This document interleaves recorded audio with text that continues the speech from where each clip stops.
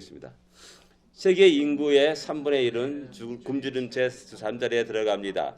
그러나 더욱 불행한 것은 영적으로 굶주린 채 살아가는 것입니다. 그 다음에 예수님께서 수십 세기 전에 하신 말씀은 지금도 여전히 변함없는 진리입니다.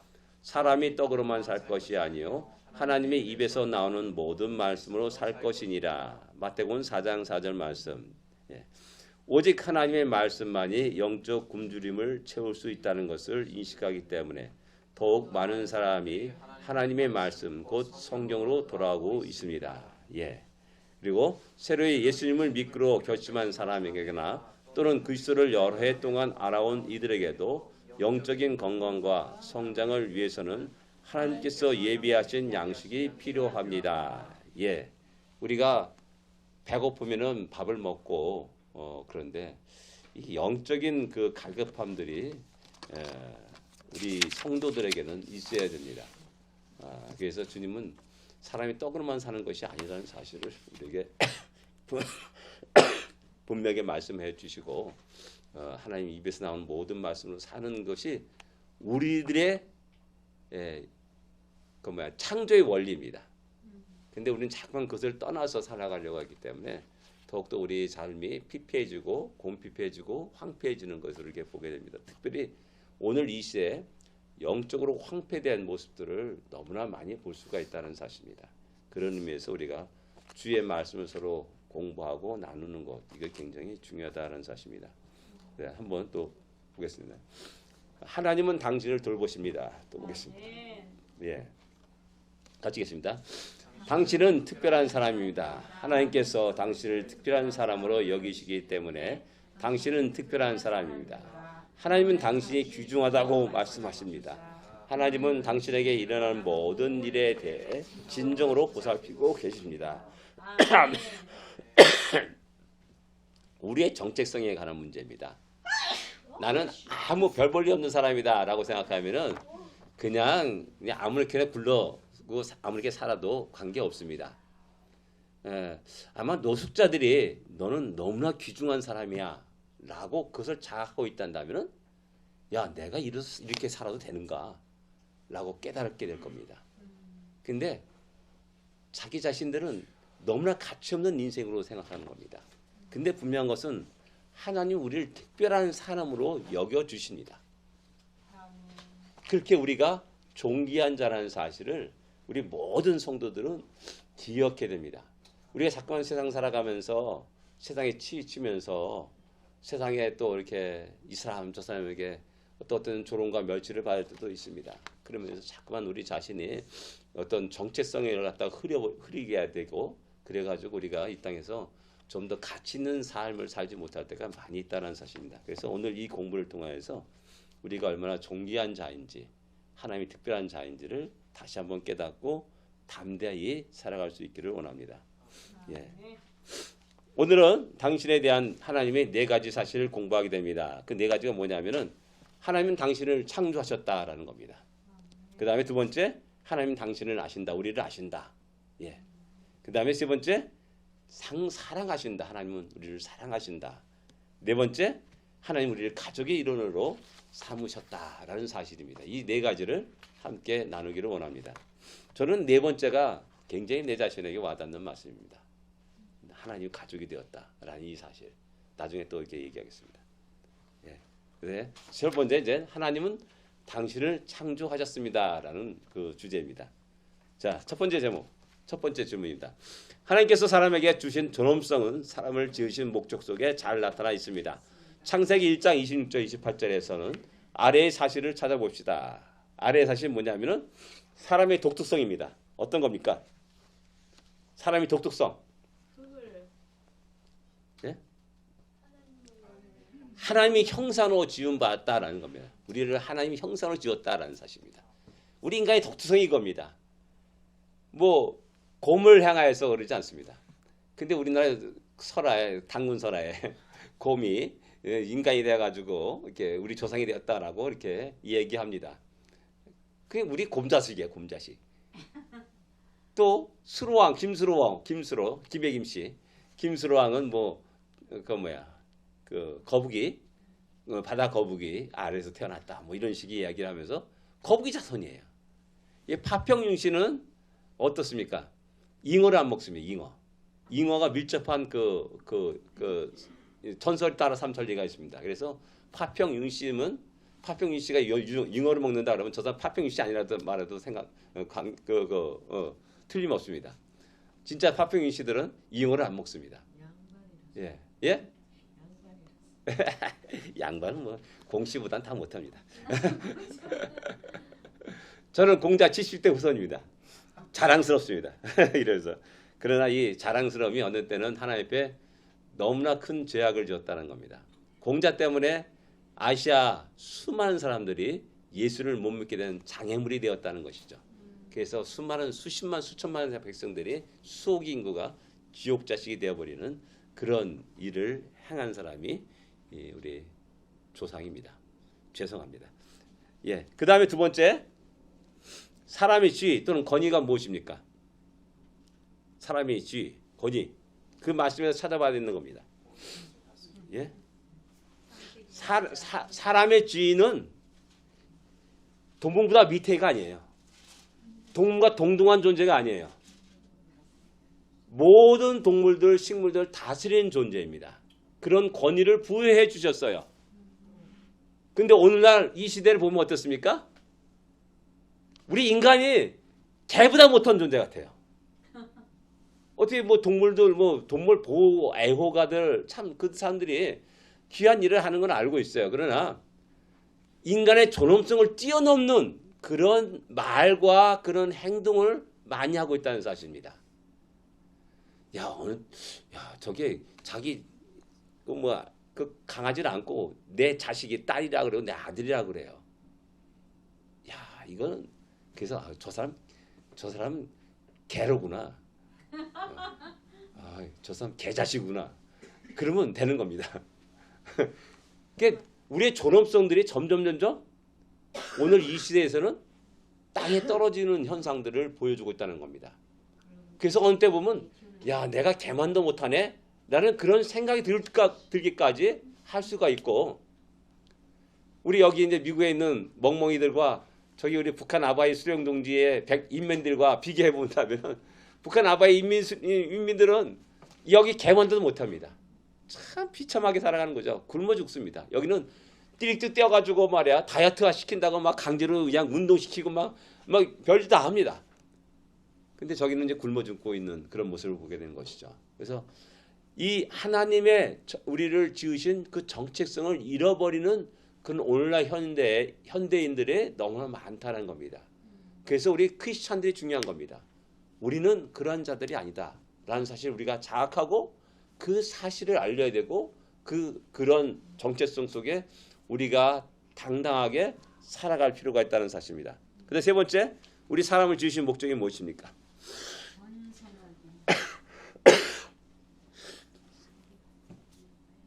지으신 목적이 뭡니까?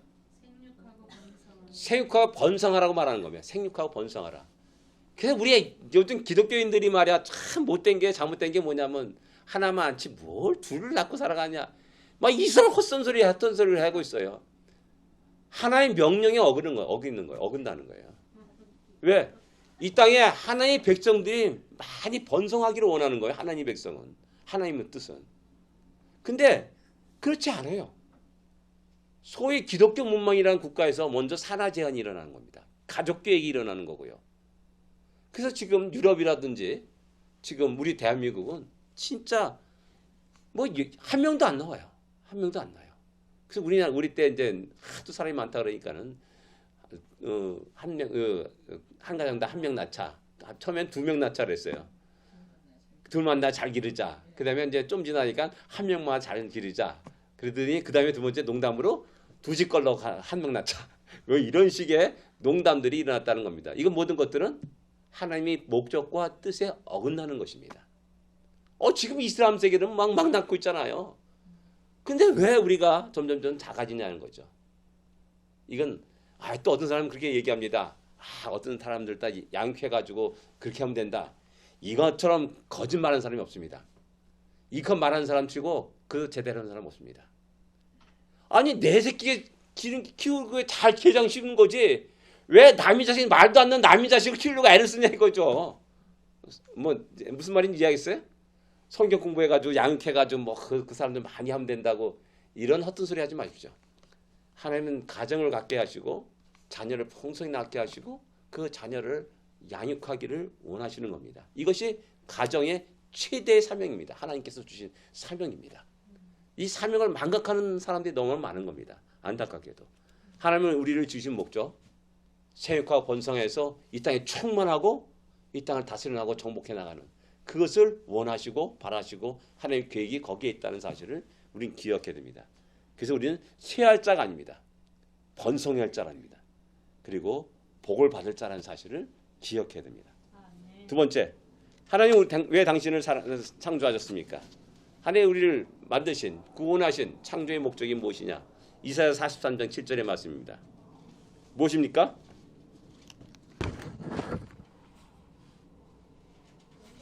하나님의 영광을 위해서 지었다라고 말씀합니다. 하나님의 영광을 위해서.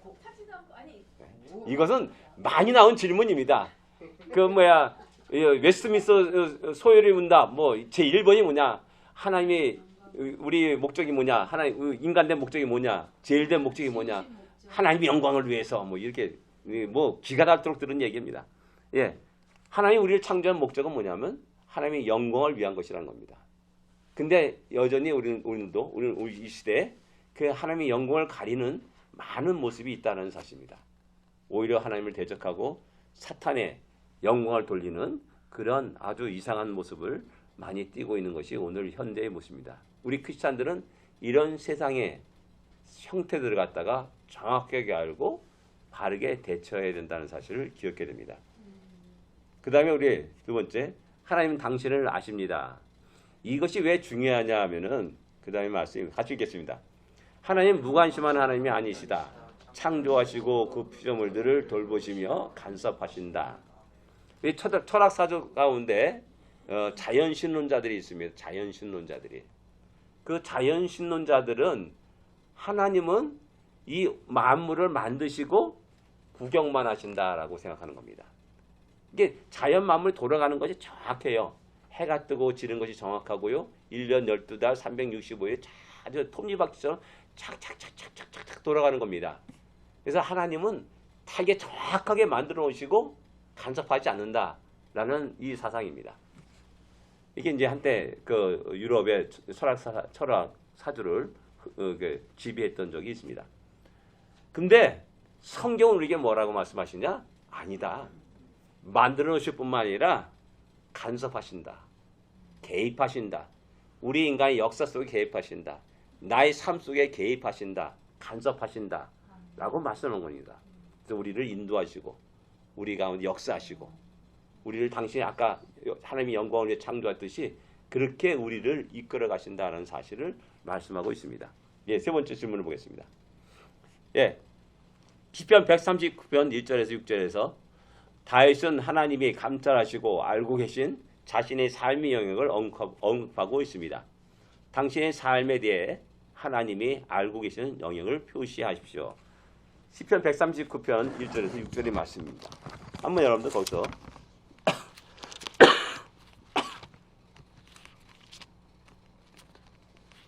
세상 철학자들이 말하듯이 그냥 구경만 하시는 하나님이신가?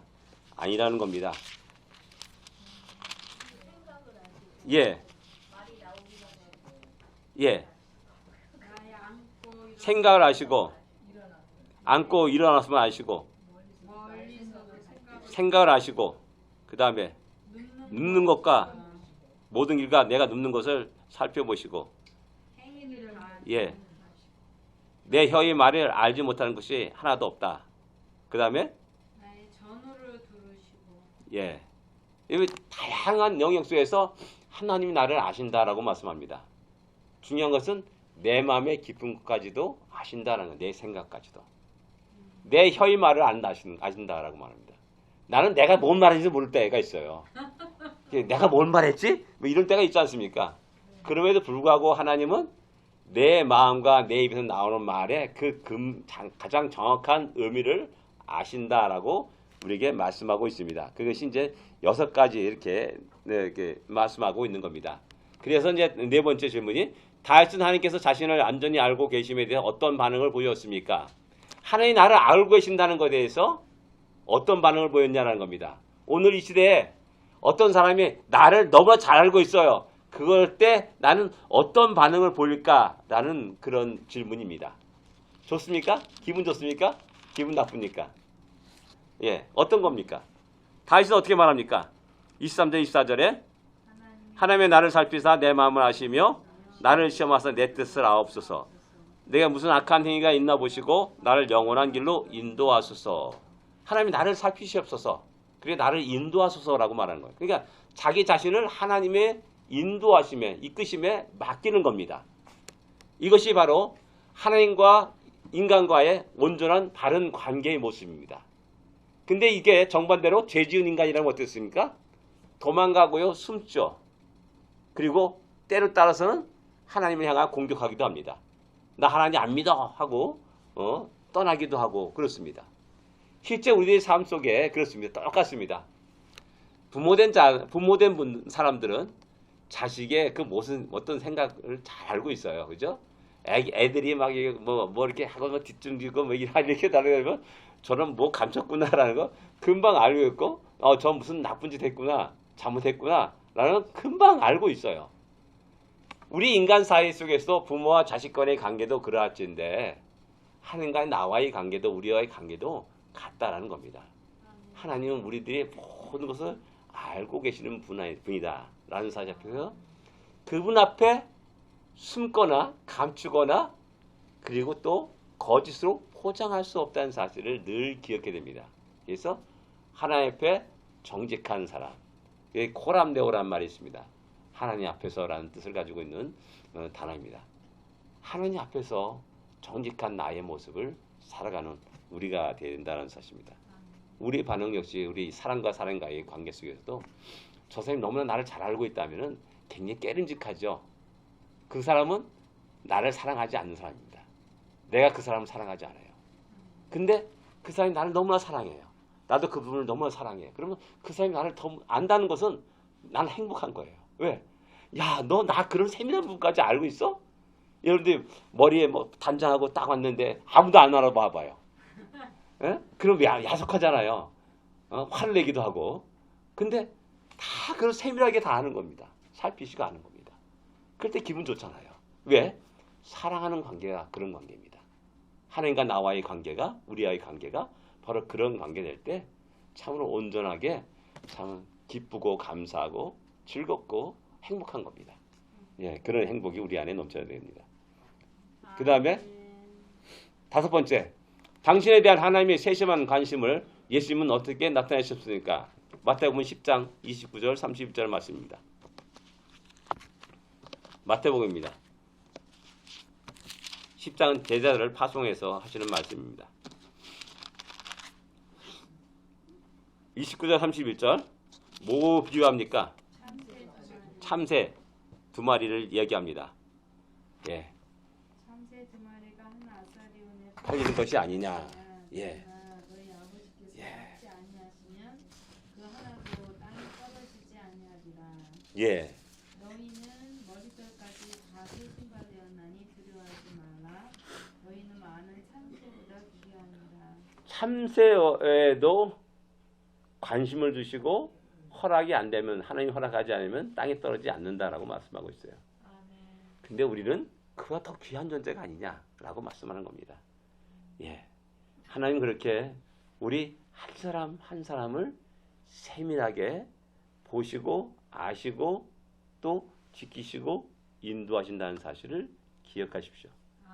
우리는 결코 외로운 존재가 아닙니다. 홀로 외로이 쓸쓸히 저 홀로 저 그림자 속에서 우물은 저기 깊은 골방 속에서 눈물을 흘리는 그런 존재가 아닙니다. 늘 하나님이 우리와 동행하시고 우리를 인도하시고 우리에게 말씀하시고 우리를 위로하시고 격려하시고 용기를 주시는 그 하나님이시라는 사실을 기억해야 됩니다. 예, 이게 안 넘어가요. 그 다음에 하나님은 당신을 사랑합니다. 그리고 또 이제 하나님이 우리를 너무나 사랑한다는 사실을 성경은 우리에게 이야기해 줍니다.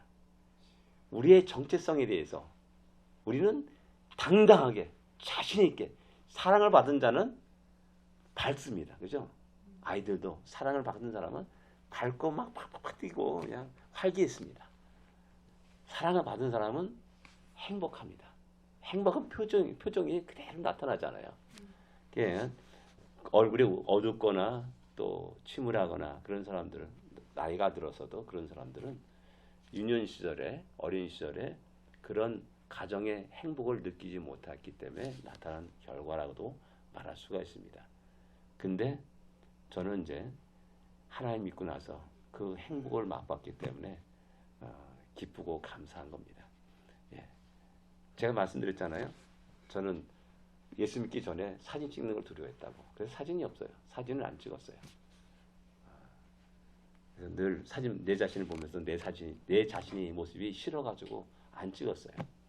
그러다 예수 믿고 나서 경복궁 가가지고 이제 군대 가는 그 동기 환송해 준다고 경복궁에서 막 뛰어놀다가 막 사진 찍어서 내가 딱 보고 나서 내가 너무 놀란 겁니다.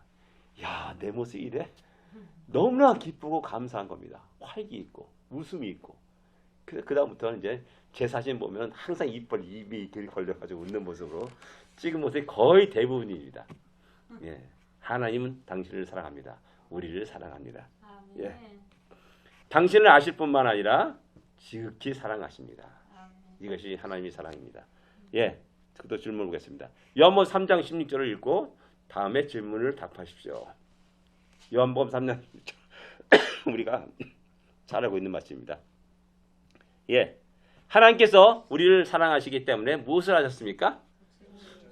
예, 독생자를 주셨습니다. 하나님이 세상을 이처럼 사랑하사 독생자를 주셨으니 독생자 하나밖에 없는 자식이라는 겁니다. 하나밖에 없는 자식. 그 하나밖에 없는 자식을 내주셨다라는 사실입니다. 그 다음에 하나님께 독생자를 주셨다는 것은 무슨 뜻입니까? 무슨 뜻입니까? 독생자를 주셨다? 우리를 대신해서 죽으신 겁니다. 우리를 대신해서 속죄의 피를 흘리신 겁니다. 그래서 세리와는 보라 하나님의 어린 양이로다. 세상 죄를 지고 오는 하나님의 어린 양이로다. 라고 이렇게 그분을 표현하고 있고 이야기합니다. 독생자를 주셨다. 나를 대신해서 나의 죄를 위해서 그분이 피를 흘리셨다라는 사실을 성경은 말씀하고 있는 겁니다. 아멘. 나를 위해서 죽으신 분이 있어요. 아멘. 나를 위해 죽으신 분이 있어요. 나를 위해서 피를 흘리신 분이 있어요. 그것도 어떤 거지가 흘린 게 아니에요. 거지가 피를 흘린 게 아닙니다. 하나님의 아들 독생자신 예수 그리스도가 온 우주 만물의 창조시며 주인이신 그분이 할 것 없는 나를 위해서 죽으셨다는 겁니다. 세상 사람도 이것을 몰라요. 믿는 사람은 그것을 알아요. 근데 그것이 얼마나 크고 놀랐는지 그 실감하지 못할 때가 많이 있어요. 그러니까 자꾸만 우리가 타락하기도 하고 우리가 점점 힘을 잃어버리기도 하고 그런 겁니다. 근데 야, 나를 위해 죽은 사람이 있어? 그분이 또 창조주 하나님이셔. 이건 너무 놀라운 사실입니다. 전에 그랬잖아요. 우리가 더 멍멍이에 있어가지고 야, 내가 멍멍이라서 내가 대신 죽을게 라고 죽는 개준이 어디 있어요? 개준이 있어요? 그런 개준이 있어요? 자기가 반려견은 막 사랑스러워서 내 딸이다 막 이러면서 하지만은 개를 위해서 죽지는 않아요. 아직까지 내 그런 소리는 못 들어봤어요. 개가 주인을 지키기 위해서 죽었다는 말은 들었어도 주인이 개를 위해서 죽었다는 소리는 못 들었어요. 근데 우리 주님이 버러지만도 못한 우리 인생 속에 찾아와 주시고 나를 위해서 죽으셨다는 사실입니다.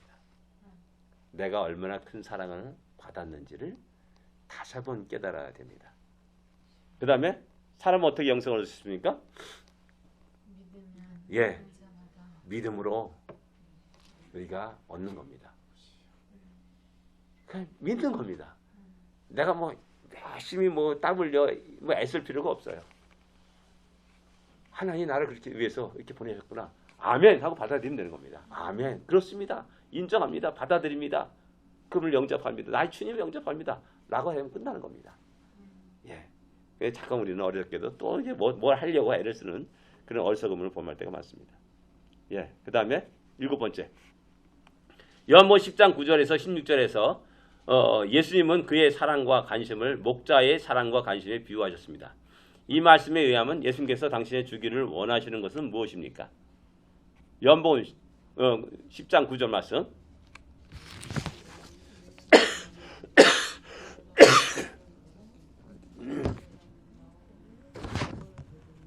예. 뭡니까? 우리의 필요를 채우시는 분이시라는 겁니다. 우리의 필요를 채우시는 분. 그 다음에 10절에 뭡니까? 생명을 얻게 하기 위한 생명을 주시는 분입니다. 또 그 뒤에 더 풍성히 얻게 하려 함이시나 라고 말씀합니다. 겨우겨우 수입부터 간들간들 핵핵하는 그런 인생이 아니라 활기 있게 힘 있게 능력 있게 살아가는 그런 모습을 위해서 우리 주님이 목자의 비유로 그것을 이야기하고 있는 겁니다.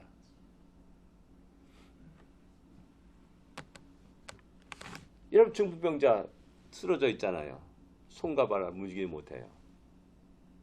우리로 생명은 살아있어요. 그래서 인간의 권리를 다 누릴 수가 있어요. 투표를 할 수가 있어요. 근데 아무 일도 못해요.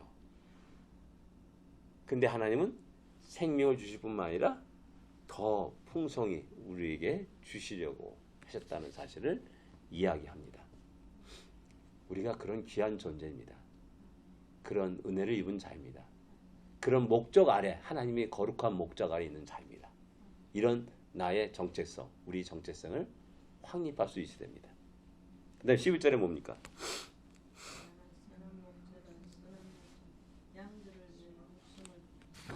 예, 야, 자기를 주시는 겁니다. 양들을 위해서. 그러니까 그렇게 철저히 보호하시는 겁니다. 나를 대신은 자기가 죽기도 하고요. 그러는 겁니다. 아까 말했듯이 개를 위해서 주인이 죽는 겁니다. 이런 엄청난 일들이 개 입장에서는 와 너무나 감사하다 생각하는데 이 미련한 사람은 미련한 개는 그걸 알지 못해요. 그렇죠? 알지 못해요. 도리어 주인에게 왕왕왕 짖고 주인께 대들고 뭐 그런 일이 발생할 수 있다는 겁니다. 예, 우리 주님은 자기의 선한 목자로서 자기 양무리를 위해서 자기 생명까지도 바치는 겁니다. 드리는 겁니다. 그래서 사꾼 목자는 도망가는 겁니다. 예. 그런 차이 속에서 정확하게 참된 목자와 사꾼 목자를 분별할 수 있어야 됩니다. 그 다음에 16절에 뭡니까? 예. 이 우리에 들지 않은 다른 양들도 인도하기를 원하신다라는 사실입니다. 예.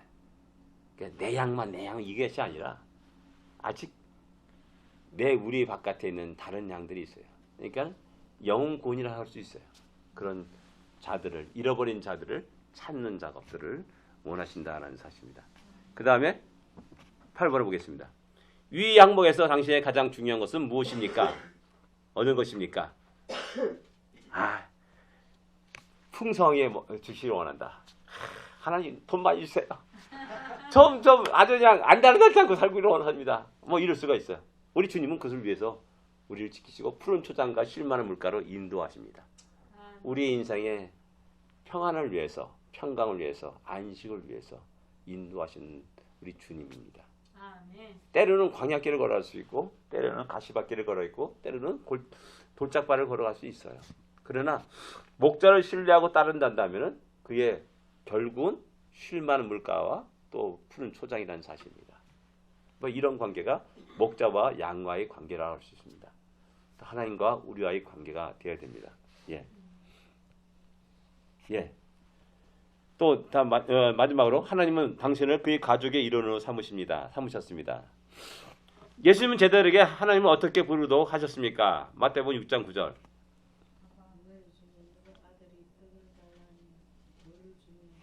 예. 그겁니까? 예. 뭐라고 불렀습니까? 어떻게 부르라겠습니까? 하늘에 계신 우리 아버지요. 주기도문입니다. 아버지라 부르게 했습니다. 아버지. 아버지. 하나님 아버지. 아바 아버지. 아빠라고 이렇게 부르도록 하셨다는 사실입니다. 근데 이렇게 아빠라는 단어를 좀 약간 좀 여러분들 오늘 현대인들은 아빠라는 단어를 갖다가 잘못 오해하고 있어요. 이게 손자를 아무렇게 키우게 되면 할아버지 턱수염 잡는다 그러지 않습니까? 그런 버르장머리 없는 식으로 아빠를 마음껏 갖고 놀고 그런 이미지로 받아들일 때가 있어요. 근데 이 아빠는 그런 아빠가 아니에요. 우리는 이조시대 아버지의 상은 굉장히 엄하고 가부장적인 그런 모습이지 않습니까? 지금도 여전히 이제 중동이라든지 이때 구약시대의 그 아버지의 상은 그런 아버지 상이 많아요.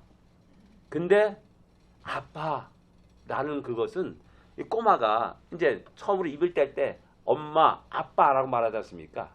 그때 아무 격시 없이 그냥 좋아하는 겁니다. 그냥 아빠 품에 퍽 안기는 겁니다. 아빠는 그런 사랑스러운 그 모습을 보고 또 기쁘게 받아들이고 합니다.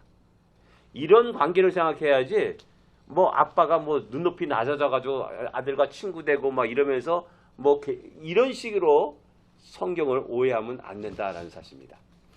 그러나 이제 잘합니다. 아들이 잘합니다. 자식들이 잘합니다.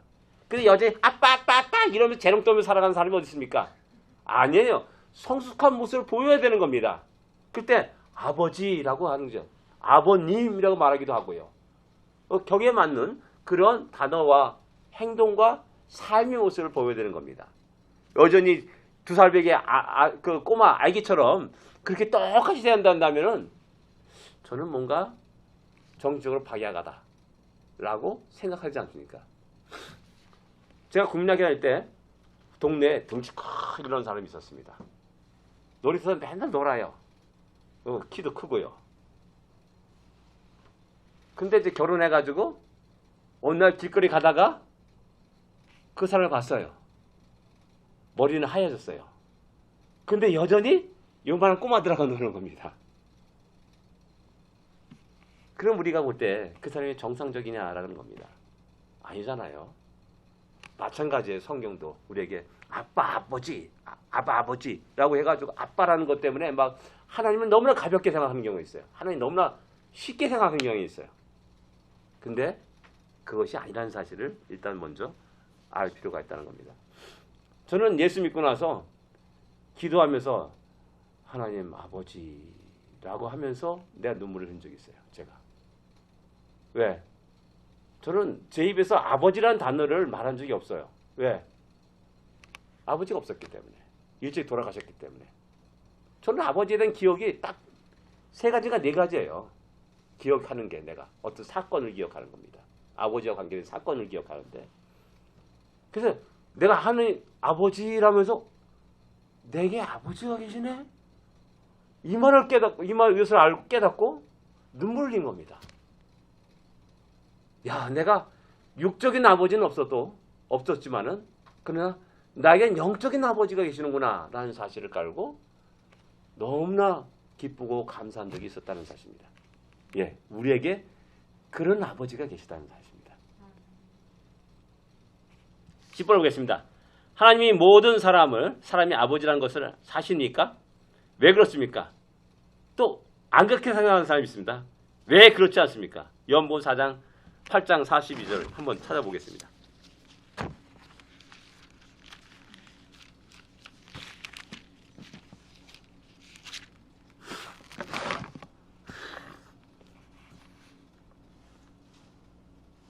예, 무슨 내용입니까? 모든 사람이 아버지입니까? 여기 말씀 보면 그렇지 않아요. 너희 아비는 마귀에서 났다라고 말합니다. 그리고 하나님이 너희 아버지였다면 너희가 나를 사랑하시리라. 이렇게 말씀합니다. 그러니까 하나님은 모든 사람의 아버지가 아니라는 겁니다. 믿는 자의 아버지입니다. 믿는 자의 아버지. 예수를 믿는 자의 아버지예요. 이 사실이 어떻게 보면 상당히 믿지 않는 사람들에게는 야, 너무하지 않느냐, 뭐 이렇게 이게 핀잔을 줄 수도 있고 또 약간 조롱거리로 삼을 수 있고 코미디 소재로 많이 삼습니다. 근데 하나님이 나의 아버지라는 사실을 내가 어떻게 부인할 수가 있습니까? 그게 그 다음에 나타난 게 있는데 그 다음에 안 나타났네. 사람은 어떻게 하나님의 가족으로 태어날 수 있습니까? 요한복음 1장 12절 13절 혈통으로 태어납니까? 아니라는 겁니다. 영접하는 자, 곧 그림을 믿는 자들에게는 하나님의 자녀가 되는 권세를 주셨으니 라고 말하면서 이는 혈통으로 나지 않았다 라고 말씀합니다. 육으로 난 게 아니라는 겁니다. 하나님의 뜻에 났다는 사실을 이야기합니다. 내 의지가 아니라는 겁니다. 야, 내가 믿었어. 그래서 내가 하나님 자녀야 라고 말하는 것도 잘못됐다는 겁니다. 제가 늘 얘기하잖아요. 기독교는 계시 종교라고 말합니다. 하나님이 당신을 나타내 주셔야만이 우리가 볼 수 있고 만날 수가 있는 겁니다. 그렇죠? 어떤 사람이 나를 너무 사랑해서 막 나를 만나려고 막 전화도 걸고 막 그래요. 그러니까 전화 딱 보니까 나 모르는 이름이야. 안 받아. 통화를 할 수가 없는 겁니다. 내가 그것을 열어야지만이 통화가 되는 거죠. 어떤 사람이 매일 날마다 똑똑 두드리면서 문 열어다 만나서 얘기하고 싶다 그래요. 근데 내가 안 열어줘요. 그럼 만날 수가 없는 겁니다. 근데 하나님은 열어주셨어요. 이것이 하나님의 은혜예요. 하나님이 전화를 받았어요. 그래서 나하고 통화를 하시는 겁니다. 이것이 하나님의 은혜예요. 내가 미국 대통령 그 전화번호가 띡띡띡 눌러서 Hello, how are you? 하면서 전화해보세요. 전화 받아주겠어요? 안 받아줘요.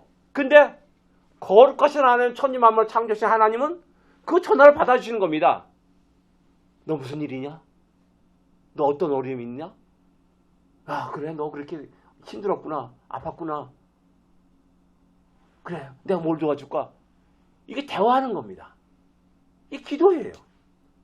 기도할 때마다 하나님 나의 기도를 들어주셔요. 이것이 하나님 은혜인 겁니다. 그래서 모든 것이 하나님 은혜라고 말하는 거고 하나님 은혜를 깨닫는 모든 것 속에서 기쁨과 감사가 넘치는 겁니다. 주여 감사합니다. 이것도 감사합니다. 저것도 감사합니다. 어려워서도 감사합니다. 피곤해서도 감사합니다. 그냥 늘 그게 감사하는 겁니다. 왜? 그 속에 하나님의 거룩한 목적이 있기 때문에 그렇습니다. 내가 어렵습니다. 그 속에 거룩한 목적이 있는 거예요. 그렇기 때문에 감사할 수가 있는 겁니다. 같이 읽겠습니다. 하나님께서 나를 자녀로 사랑하시고 인정해 주신다는 사실을 모른다면 아이들이 그런 것처럼 아마도 우리는 하나님을 사랑하고 섬길 수 없을 것입니다. 이와 같이 믿음에 대한 확신이 중요합니다. 하나님이 나를 자녀로 사랑하시고 인정해 주는 사실을 모르고 살아가는 겁니다. 수많은 사람들이. 이게 그래서 쓸데없이 괴로워하는 거예요. 여전히 아버지로서 아들을 여전히 사랑하는데 아들은 아버지가 나를 사랑하지 않는 것 같아. 않는다고 막 툭툭거리면서 맨날 이상한 소리 하고 막 불평하고 원망을 쏟아놓아요. 지복 차는 거예요. 지복. 자기 복 차는 거예요. 왜? 괴롭잖아요. 힘들잖아요. 그렇게 살아가는 그 사람이 즐겁겠어요? 힘들고 어려운 겁니다. 그게 제복 차버리는 거죠. 여전히 변함없이 살아가는데 저 사람은 불평과 원망을 쏟아붓고 살아가는 겁니다. 어둠 속에 살아가는 겁니다. 이런 어리석은 일들이 우리 신앙인 속에 있어서는 안 된다는 겁니다. 그래서 이런 성경 공부를 하는 겁니다. 하나님 우리를 만드셨습니다. 창조하셨습니다. 하나님 우리를 사랑하십니다. 하나님 우리를 가족으로 여겨주셨습니다. 이런 사실들을 정확하게 알고 좀 더 즐겁고 기쁘고 감사한 힘 있는 신앙생활을 해야 됩니다. 12번째. 우리가 하나님 자녀가 됐을 때 누리는 축복을 열거하십시오. 로마서 8장 15절 17절 말씀입니다. 축복이니까 우리 다 같이 보도록 하겠습니다. 어떤 것이 있습니까?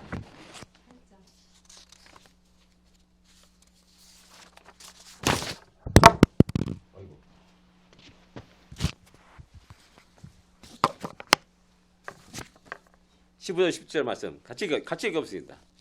15절 16절 17절 말씀 같이 읽겠습니다.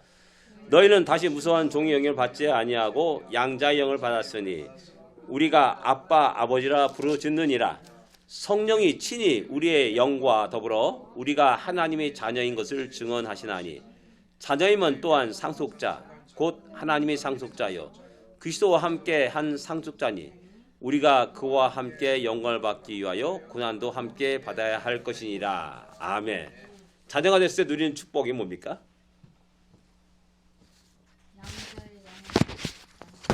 아바 아버지라 부를 수 있다. 아까 양자였다. 아바 아버지라 부를 수 있다. 라고 이렇게 말씀하고 있습니다. 하나님 자녀가 되었다. 상속자가 되었다.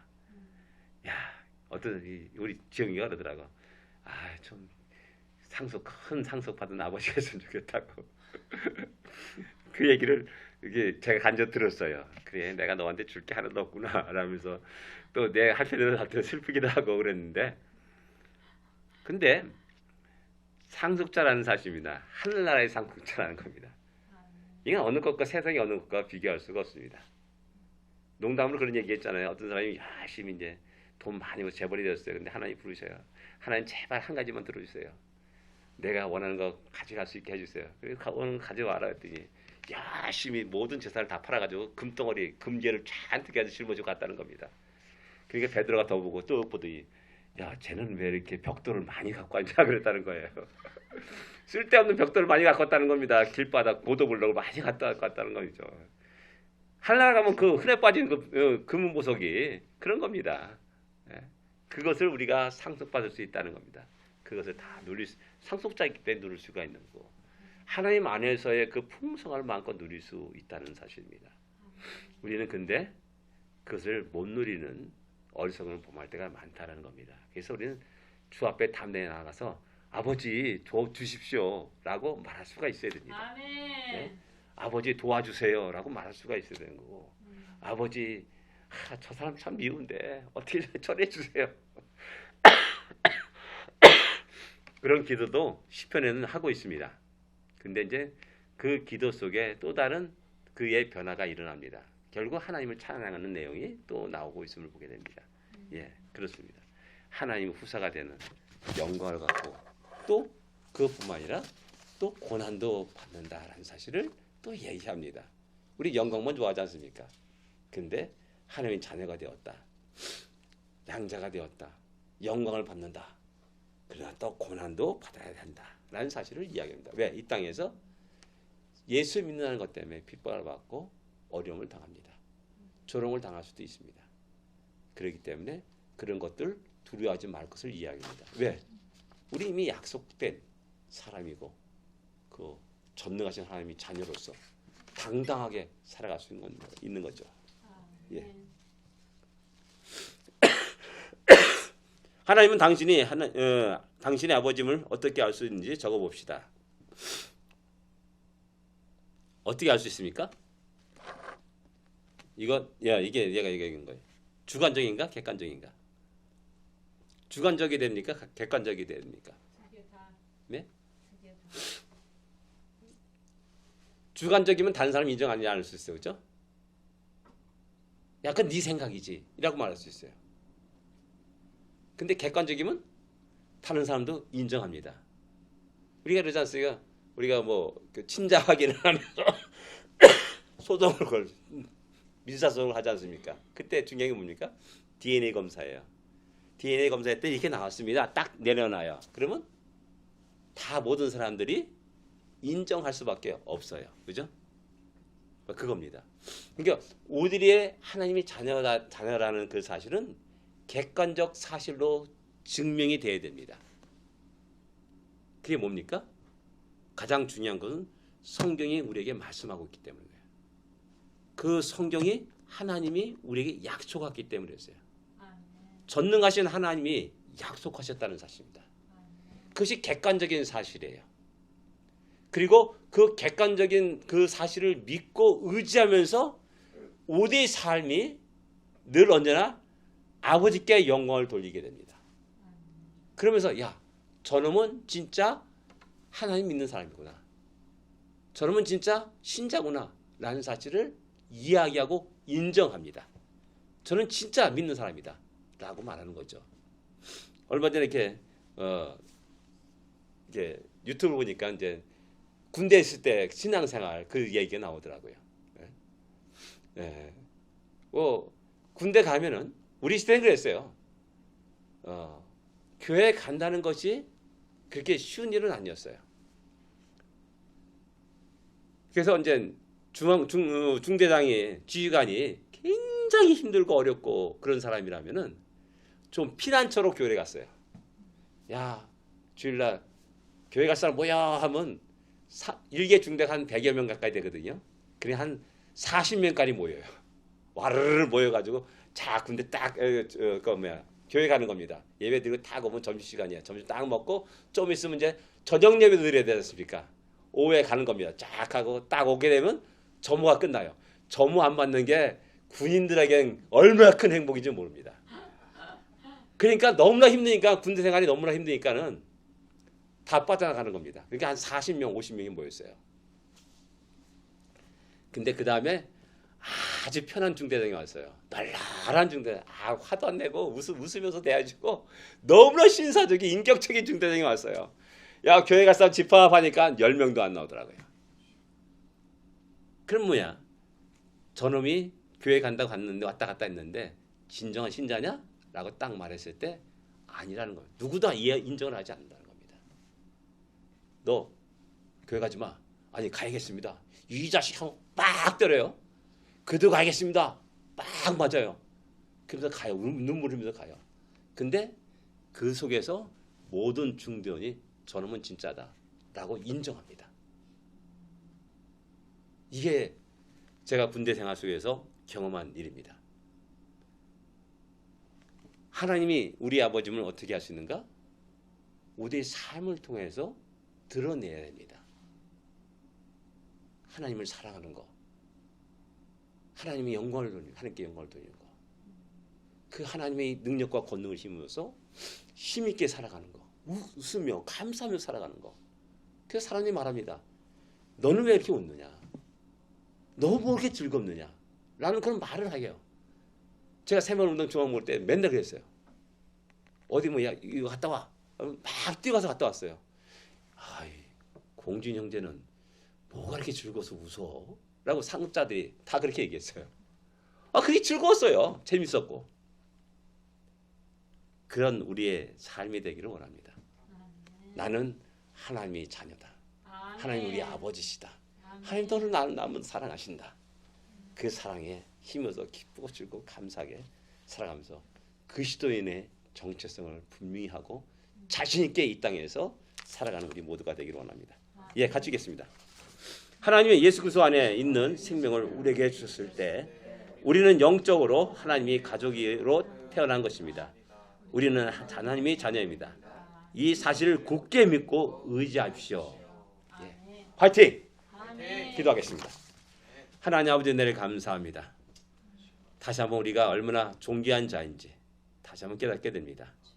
얼마나 큰 사랑과 은혜를 받은 자인지를 다시 한번 깨닫게 됩니다. 다시 한번 우리가 담대함을 가지고 아버지 믿음으로 가지고 힘있게 살게 하여 주십시오. 우리 삶 속에 늘 하나님의 자녀로서 부끄럽지 않게 하여 주십시오. 늘 용기 있게 힘 있게 아버지 승리하는 우리 모두가 되게 하여 주시옵소서. 하나님 이런 우리들을 축복하여 주옵소서. 풍성한 은혜를 더하여 주옵시고 물질적인 축복도 건강의 축복도 아버지 또한 지혜의 축복도 내려주시고 아버지 우리의 모든 필요의 모든 것 속에서 하나님이 모든 것들을 채워주고 공급하여 주시옵소서. 또한 그 모든 결과가 온전히 우리 하나님께 영광이 되게 하여 주시고 모든 영광을 하나님께 돌릴 수 있는 우리 모두가 되게 하여 주옵소서. 예수님으로 간절히 기도드립니다.